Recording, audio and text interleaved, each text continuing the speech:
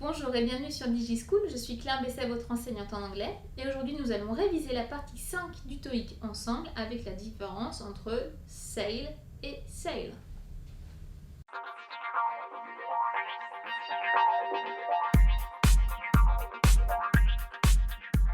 Alors c'est une question encore une fois très fréquente sur un examen du TOEIC, donc il faut faire la différence entre ces différents termes.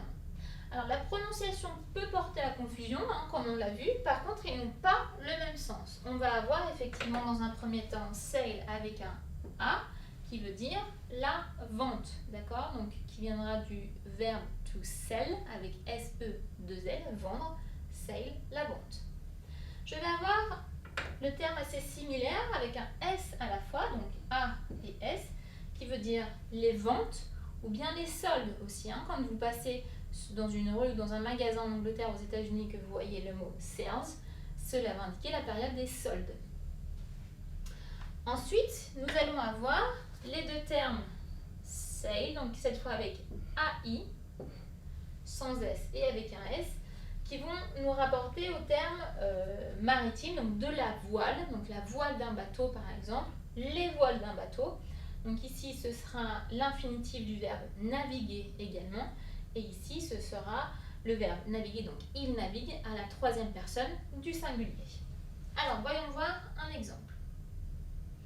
The sale occurred yesterday. Donc ici, ce sera dans le sens la vente a eu lieu hier. Sales in France are twice a year. Donc, on va dire les soldes en France sont 2 fois par an. Donc ici, le sens, les soldes. On va passer au deuxième cas. This boat has only one huge sail. Donc ici, je vais vouloir dire ce bateau n'a qu'une seule et grande voile.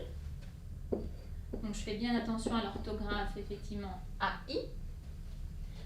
He usually sails every weekend. Donc là, c'est pareil, j'ai l'orthographe AI qui va m'indiquer qu'on est dans le terme maritime. Donc habituellement, il navigue tous les week-ends.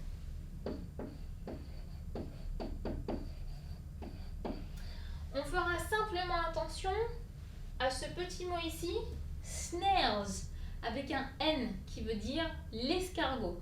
Donc là, on est bien loin des soldes, des ventes ou de la navigation. Snails veut dire un escargot. Voici une mise en situation. He needed to buy new clothes urgently, but as he was short on money, he decided to wait for the... On va traduire la phrase. Il avait besoin d'acheter de nouveaux vêtements de manière urgente, mais comme il n'avait pas beaucoup d'argent, il a décidé d'attendre les soldes. Donc ici, les soldes, ce sera la réponse A. The sales. He needed to buy new clothes urgently, but as he was short on money, he decided to wait for the sales. Et bien voilà pour cette vidéo sur la différence entre les verbes naviguer, la navigation et vendre, les ventes, sail. J'espère qu'elle vous aura été utile. N'hésitez pas à consulter nos autres vidéos sur la même thématique. Quant à moi, je vous dis à bientôt sur DigiSchool.